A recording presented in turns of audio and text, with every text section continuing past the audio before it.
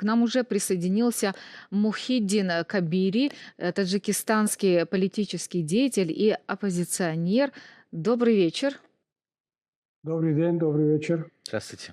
Как вы считаете, вот насколько действительно эти гонения, особенно граждан Таджикистана, будут сейчас набирать, скажем так, обороты, поскольку мы видим, что и видео много, да, уже по телеграм-каналах распространяются, скольких людей выдворяют, а сколько еще сами начали выезжать, поскольку они чувствуют давление по отношению к себе, ненависть, конечно же.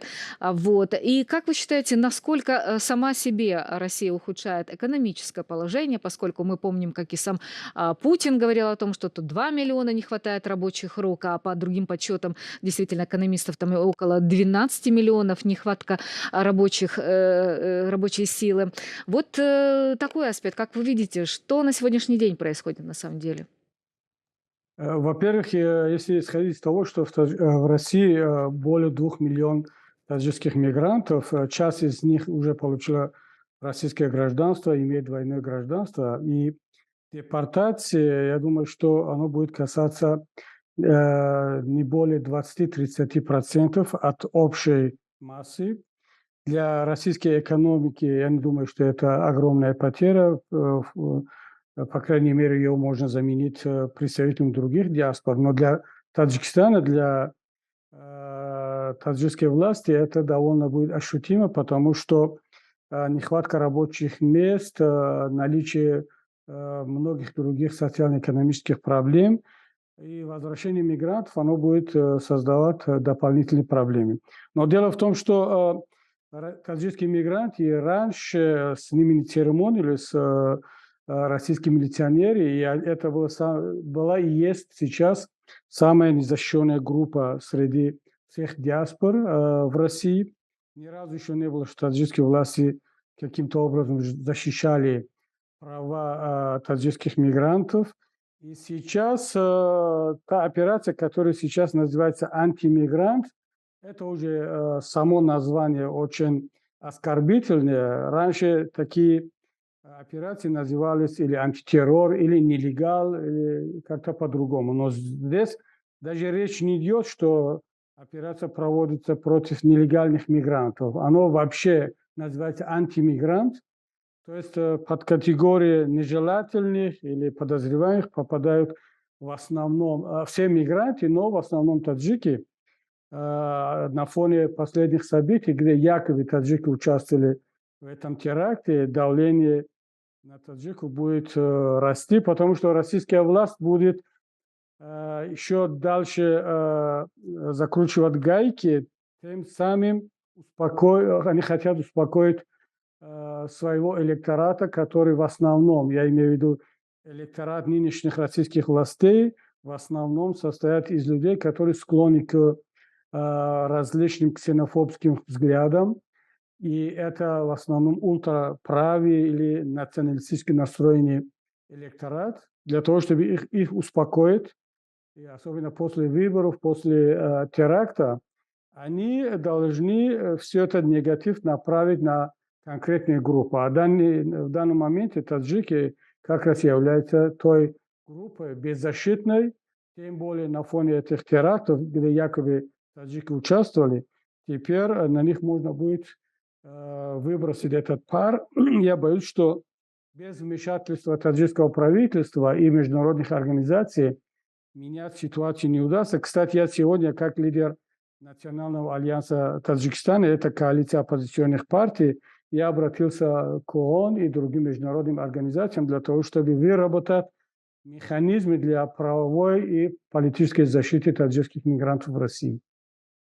Мухиддин, вот вы говорите о власти Таджикистана. Что вообще, что мы можем сказать, как они реагируют? Или все это не публичные реакции? Почему молчит президент Рахмон? Он вроде в нормальных отношениях может позвонить Путину и сказать остановиться. Почему как будто бы молчит Таджикистан Нет, не официально? как будто, а на самом деле молчит. Единственная реакция была в начале, в первые дни, когда российские правоохранительные органы опубликовали список из 11 подозреваемых. Таджикский МИД опроверг частично, что 2 или 3 из этих людей давно находятся в Таджикистане. Это была единственная реакция. Более того, таджикские власти начали репрессировать родственников мигрантов, и не только подозреваемых, многих оппозиционеров. И уже аресты идут, где-то 15 человек по различной информации, арестованы сейчас в Таджикистане. Их подозревают в подготовке или в участии терактов в Москве, или в подготовке других терактов в самом Таджикистане. Конечно, и раньше таджикские власти использовали так называемую войну против террора как метод расправы над оппозиционерами. И я думаю, что молчаливое согласие президента Рахмона как раз открыло дорогу, дало возможность российским милиционерам так вести себя против таджикских мигрантов, когда режут ухо и заставляют скушать резаное ухо. Я думаю, что это результат бездействия таджикских властей. Тут еще же важно будет, только что мы также кадры увидели, важно понимать, какая могла бы быть реакция на то, что пока что эти задержанные, они только обвиняемые, но уже публично показывали, как издеваются над ними. И мы понимаем, что в Российской Федерации все через пытки проходит, но раньше они это не демонстрировали и скрывали. А сейчас что может означать эта демонстрация, отрезание ушей, кормление этими ушами, господи. Ну, вот такие вещи. И государство, получается, молчит и никак не может своих граждан защитить. Это вообще о чем? И до этого теракта в России происходили другие теракты. Я сейчас не буду обсуждать, Мгм. насколько они были на самом деле теракты, организованы какими-то группами или спецслужбами. Ходят разные слухи. Тем не менее, там якобы были вовлечены чеченцы, киргизы были, в Санкт-Петербурге был случай, дагестанцы и так далее. Но ни разу еще против других народов такое, такого издевательства не было.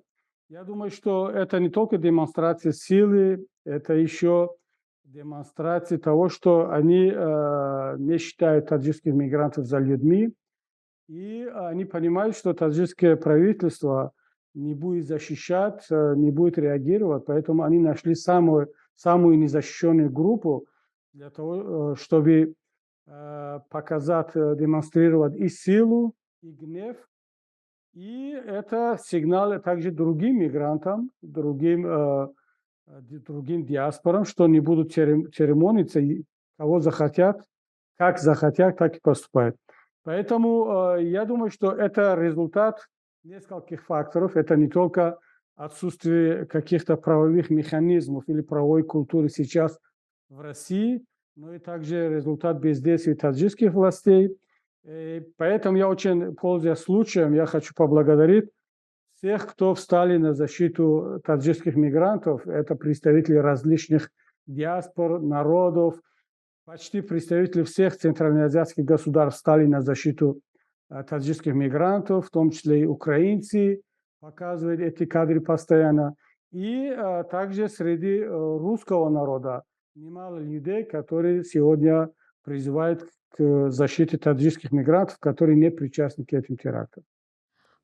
Кого еще могут преследовать, по вашему мнению, поскольку вот видим, как ФСБ уже связала задержанных в Дагестане с нападением на Крокус, да, вот задержанные в воскресенье в Дагестане 4 человека участвовали, по их мнению, в финансировании и обеспечении средствами террора исполнителей нападения на концертный зал Крокус Сити Холл в Москве. Вот говорится о том, что в э, Махачкале и Каспийске 3 человек задержали, которые якобы планировали совершить ряд преступлений террористической направленности. Как думаете, где еще будут задерживать и сразу связывать с терактом в Крокус-Сити-Холле?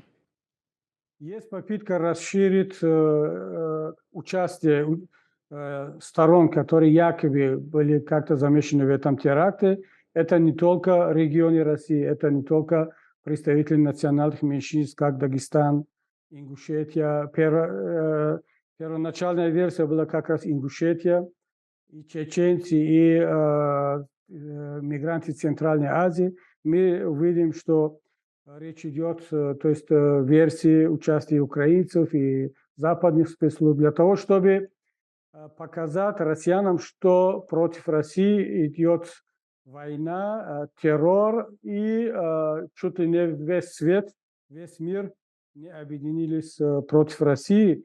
И Запад, и Украина, и таджикская оппозиция, и ИГИЛ, и представители нацменьшинств самой России для того, чтобы прикрывать или закрывать, или как-то оправдать те зверства, которые были совершены в первые дни после задержания этих 4 таджиков.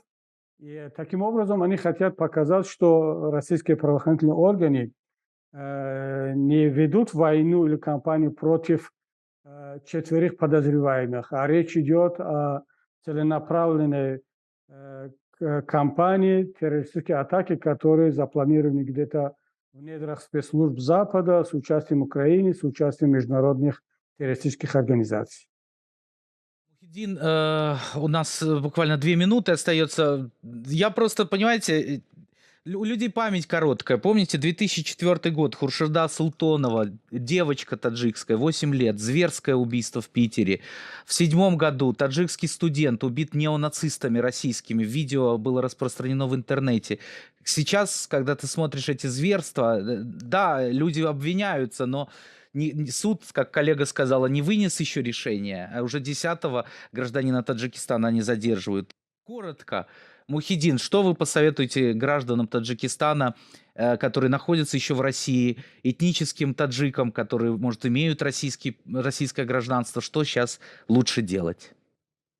Я уже больше года, все время в моих онлайн-выступлениях, в моих контактах я таджикам советовал и сейчас советую, чтобы сегодняшняя Россия – это не место для нормального проживания. Таджики, я только сейчас обращаюсь к таджикам, они должны сейчас немедленно покинуть территорию России, если кто может вернуться домой в Таджикистан, а многие таджикские мигранты, к сожалению, сейчас включены в различные списки разыскиваемых людей по всей СНГ.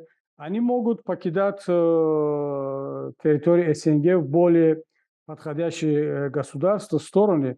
Поэтому сегодняшняя Россия, хотим того мы или нет, это не то место, где таджики могут чувствовать себя спокойно и свободно. Спасибо вам, Мухиддин, за ваше время. Для телеканала Freedom напомню нашим зрителям, Мухиддин Кабири, таджикистанский политический деятель и оппозиционер, был с нами на связи.